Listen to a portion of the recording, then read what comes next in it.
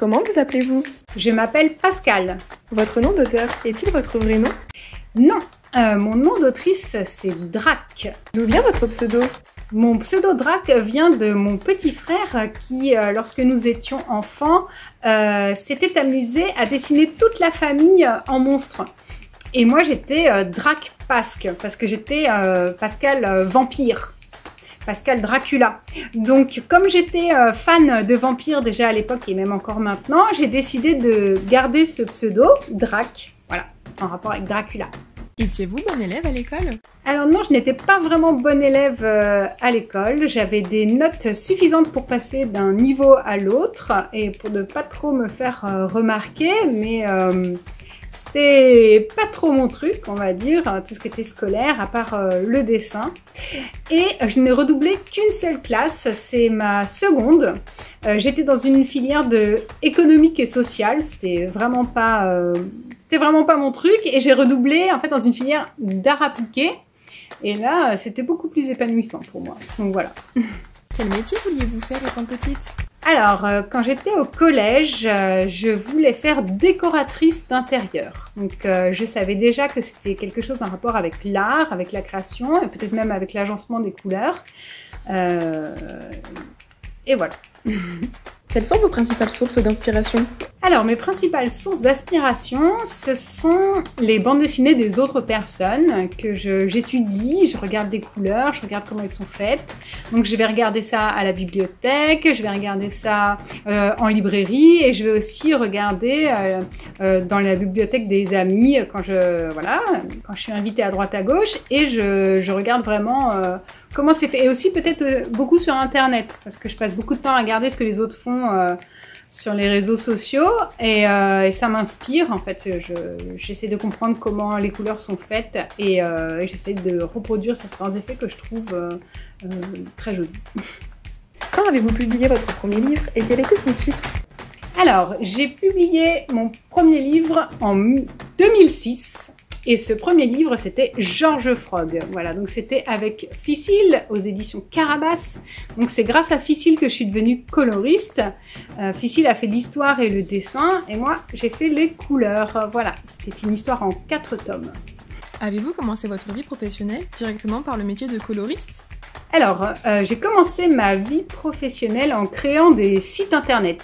Donc j'ai travaillé dans le web design.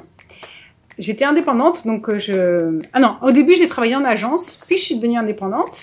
Et après, Ficile donc m'a proposé de mettre en couleur sa bande dessinée et ça m'a tellement plu que j'ai jamais arrêté. Donc à un moment j'avais les deux métiers en parallèle. D'un côté je faisais des sites internet et de l'autre des mises en couleur. Puis petit à petit j'ai abandonné la création de sites internet pour me consacrer exclusivement à la mise en couleur de bande dessinée. Et voilà, ça fait depuis 2005 que j'ai commencé à être coloriste de bande dessinée. Comment définiriez-vous votre genre de BD? Alors, en tant que coloriste, je travaille beaucoup sur je travaille sur des styles de bande dessinée qui sont hyper variés. Je vais travailler sur des choses très jeunesse, comme par exemple des j'aime lire. Je travaille sur je mets en couleur aussi des grandes histoires, comme dans les magazines que j'aime lire, ça c'est très jeunesse, mais je vais travailler aussi sur des choses plutôt ados, comme la Brigade des cauchemars, voilà, ou des choses vraiment adultes comme Homicide, ici, voilà. Donc en tant que coloriste, je travaille sur des styles de dessin et sur des styles de récits très variés pour des publics très variés. Quels sont les bons et les mauvais côtés de votre métier? Alors, les bons côtés de mon métier, je dirais que c'est que j'ai une liberté totale, aussi bien au point de vue de mes horaires, donc je travaille vraiment quand je veux, à partir du moment où je rends les planches à temps, et aussi bien géographique, parce que si j'ai un ordinateur portable avec le logiciel que j'utilise, je peux aller bosser de n'importe où, donc j'ai vraiment cette grande liberté. Et les mauvais côtés de mon métier, c'est que à force de passer beaucoup de temps devant un écran, j'ai un peu mal aux yeux, je vois bien que j'ai la vue qui baisse, donc j'essaie d'être vigilante par rapport à ça. Et aussi, je fais des gestes un peu répétitifs avec la main, avec ma tablette graphique et mon stylet, et j'ai un peu des problèmes à l'épaule, mais je me soigne, voilà. Combien vous faut-il de temps pour terminer un ouvrage?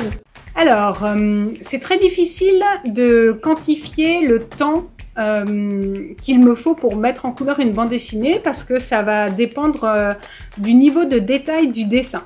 Plus le dessin est détaillé, plus ça prend du temps. Ça dépend aussi de ce qu'on attend de moi comme type de couleur, parce qu'il y a des couleurs qui sont en aplat, c'est-à-dire très simple, un peu façon Tintin. Donc ça va plus vite. Et puis il y a des mises en couleur qui nécessitent beaucoup d'effets d'ombre, de lumière et d'ambiance. Donc là, c'est beaucoup plus long à faire. Donc la moyenne, je dirais, pour mettre en couleur une bande dessinée, c'est environ 2 ou 3 mois par album classique, c'est-à-dire type 46 planches. Nous vous remercions pour cette interview. À bientôt et au revoir.